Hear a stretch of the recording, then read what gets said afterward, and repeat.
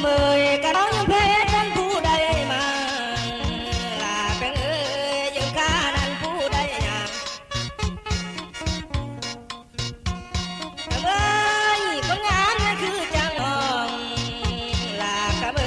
ยคำที่ไล่นั่นละจังมากายบทสมน้องนั้นแม่นงามอาลีได้นะน้องนางนี่นะ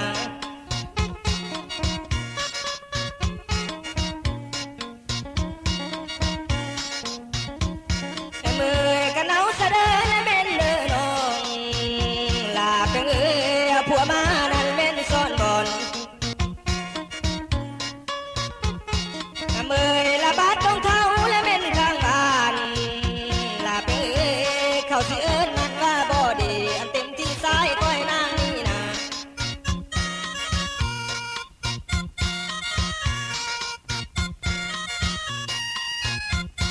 เอ้ยลีได้นะน้องนางลาเป็นข้าวดำนั่นละเป็นนาลาอันหัวปีมานั้นบ่ทันขึ้นได้นานุ่นนางน้องนางเอ้ยบัดเกี่ยวและแม่นเข้าดมลาน้องนางบัดดอกกลมนั้นแม่นเกี่ยวเขาอันไผ่เศร้านั้นต่อบ้านางอาลีได้นะคนงามนี่นะ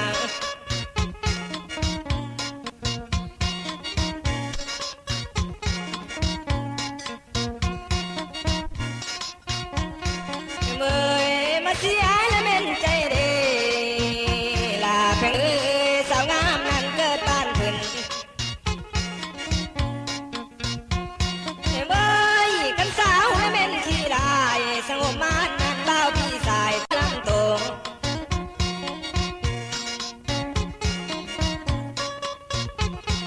เมื่อยกันบ้านและเม่นมีพงลาเป็นน่ารักคำน่าละเม่นแก้วอึ่งผู้สาวนั้นเขานั้นไล่เตะไก่อลีได้นะน้องนางนี่นะ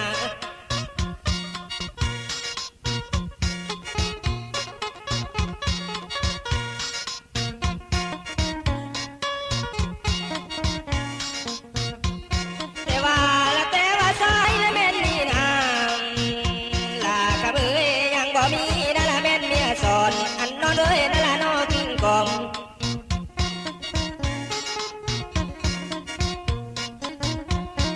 เอ้ยหาผู้มาและแม่นฝากเว้านำอายนั่นละแม่นบ่มีอาลีได้นะคนงามน้องนาลาเป็น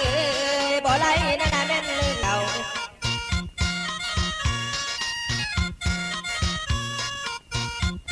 เมื่อยมีผู้จองและบ่นอน้อง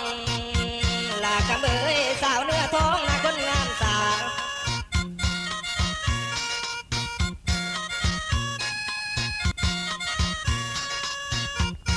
เมื่อยก็สาวมาโนนาพี่น้องลาเป็น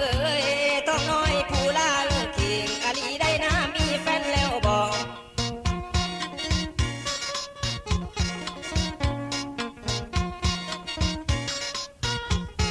เมื่อยบ่มีแน่นอนเป็นโซน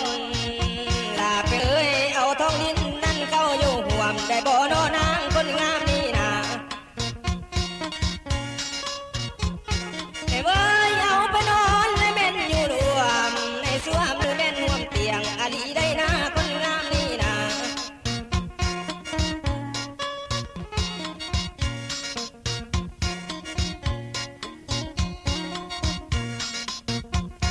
บัดนี้ก็จังสิโจและเม่นโจไว้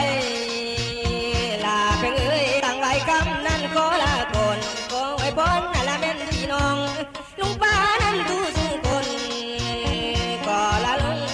ลาเด้อแป้งนางนี่นะก็ลาลุงเลย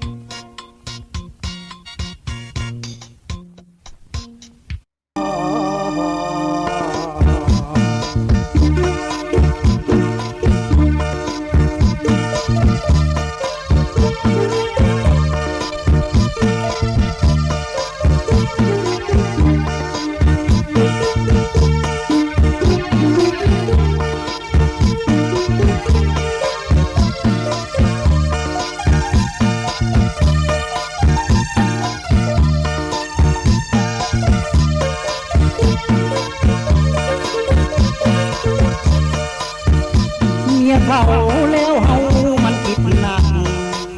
ด้วยลมหักคนเขามีเจ้าของน้องเดินผ่านอ้ายได้เที่ยวมองโอ้น้องมีผัวแล้วงามจริงๆยิ่งไม่แก่ดินแดนโลกมันสมมีผัวหมู่นั้นให้กันพ่อสู่ยา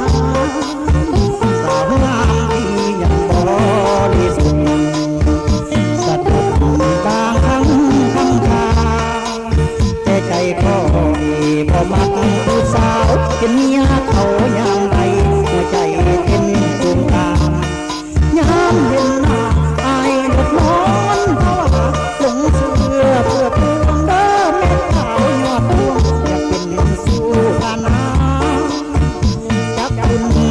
หรือกำยังแค่เป็นสาวน้อยสาวแก่คอยบ่อยากเดียวเบิ่ง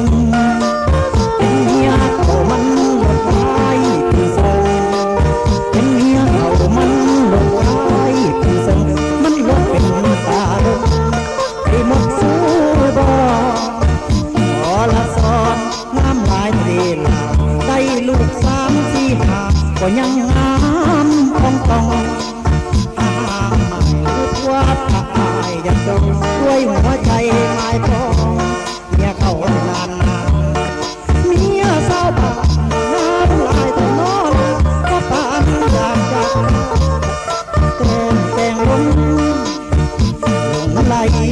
ไทยพันแต่เจ้าเหมือนดังถือน้ำเมาบ่มีแหงสา